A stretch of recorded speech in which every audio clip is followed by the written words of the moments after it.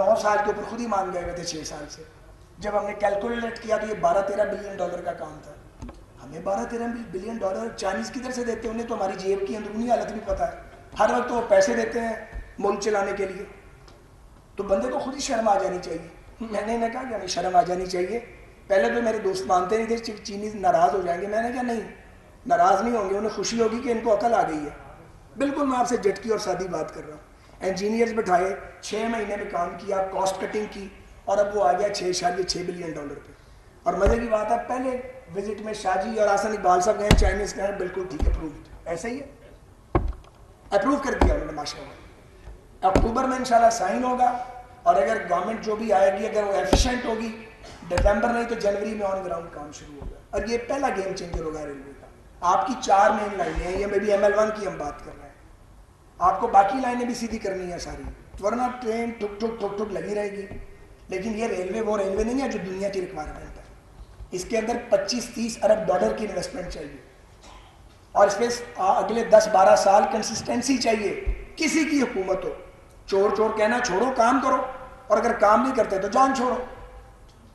آتے ہیں آ کے خراب کر کے ٹائم ضائع کر کے چلے جاتے ہیں، پیچھے سے ماتم کرتے رہتے ہیں، ان کی جان کا روتے رہتے ہیں، محکمے برباد ہو جاتے ہیں، لوگ مر رہے ہیں، لوگ زخمی ہو رہے ہیں، لوگ بھوکے مر رہے ہیں. تو وہی ذمہ دار ہیں جو کام نہیں کرتے جو بھی ہے. سو جناب ML1 انشاءاللہ تعالیٰ مجھے یقین ہے بنے گی. اس کے علاوہ ایشین ڈیولپمنٹ بینک سے بھی ان کی بات چیت جاری ہے. اور یہ جو آپ کی کوئٹہ زادان لائن ہے اس کی بڑی امپورٹنٹ ہے. ایک ہی آپ کو بتا گئے ہیں، جو کوہاٹ تک ہم ٹرین پچھلے ٹرینور میں ریوائیو کر گئے تھے، خرلاچی تک 191 کلومیٹر کا ٹریک ہے، وہ آپ کو نیا بنانا پڑے گا. افغان طالبان نے کام شروع کر دیا بھائی اپنے ملک میں، فل سپیڈ سے کام کر رہے ہیں. ہمیں کیا مسئلہ ہے؟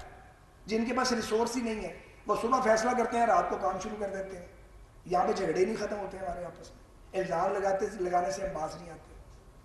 تو ریلوے سے آگے اگر آپ آ جائیں روزویلٹ پہ تو وہ بالکل مختصر ہے. روزویلٹ ہم نے 3 سال کے لیے محفوظ بنا دیا ہے. وہ نیو یارک کی گورنمنٹ کو رینٹ آؤٹ کر دیا ہے. پر سال یہ 3 ہی ہیں آپ کے پاس.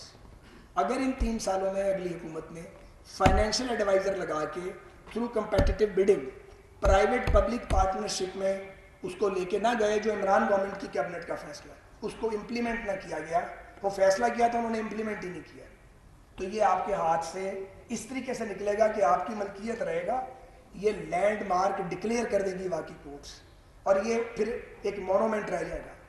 اسے آپ کو گرانا ہے. 40 منزلہ وہاں پہ آپ کو ٹاور بنانے کی اجازت ہے، پرائیویٹ پبلک پارٹنرشپ کے ذریعے کوئی بڑا بلڈر یا ڈیولپر دنیا سے پکڑیں اور اس کے ساتھ پارٹنرشپ کریں. سو یہ 3 سال کی لائف لیز مل گئی ہے. $220 ملین 3 سال میں آنا ہے. $18 ملین آپ کو منافع ہوگا اور باقی اخراجات ہیں. جب یہ بند